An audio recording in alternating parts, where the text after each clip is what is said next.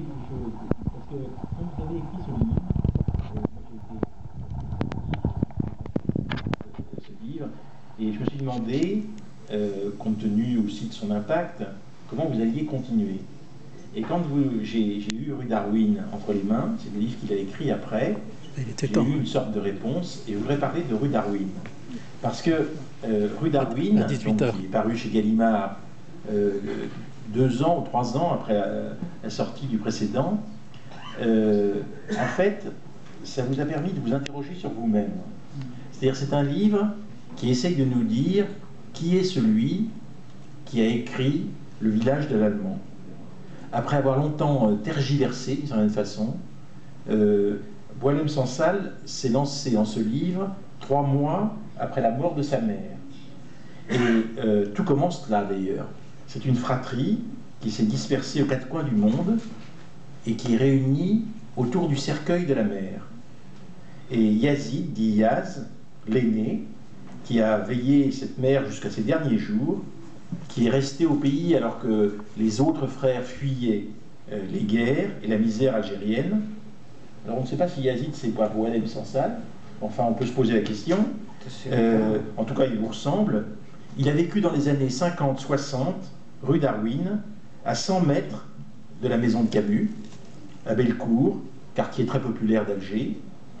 Et au fur et à mesure qu'il grandissait, il ne savait plus qui était qui, quels étaient ses frères et quelle était sa mère.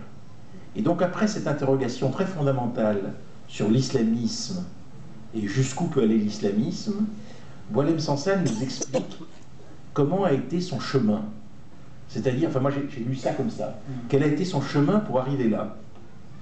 Et au fur et à mesure, quand on voit ce chemin, on se rend compte qu'il ne sait pas très bien qui il est.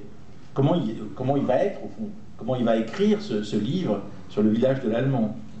Parce que quel destin que celui de ce Yaz Boualem-Sansal, qui est tiraillé entre une grand-mère richissime, auprès de qui il vit, dans une espèce de phalanstère, avec 2 mères, qu'il exfiltre à l'âge de 8 ans vers Alger.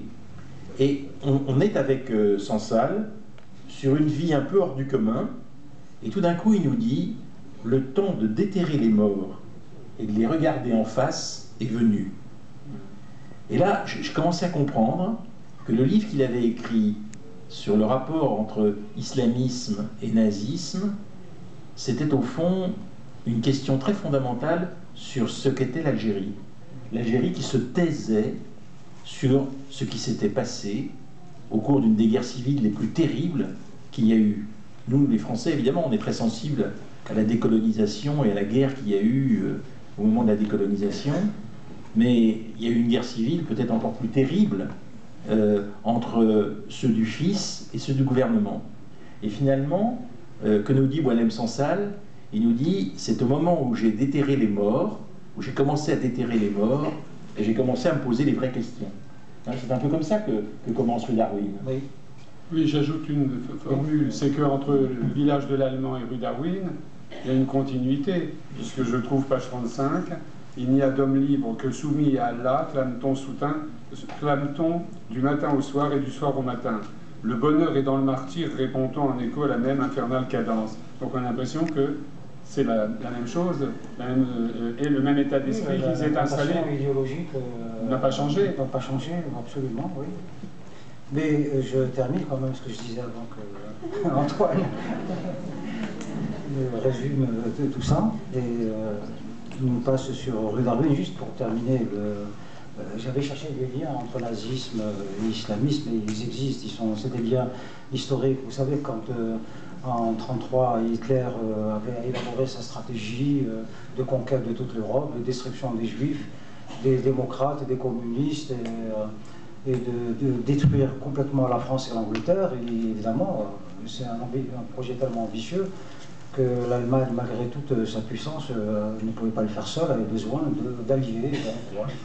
Ils ont cherché alliance avec les franquistes, avec les fascistes italiens, avec les japonais, un peu avec la Turquie aussi.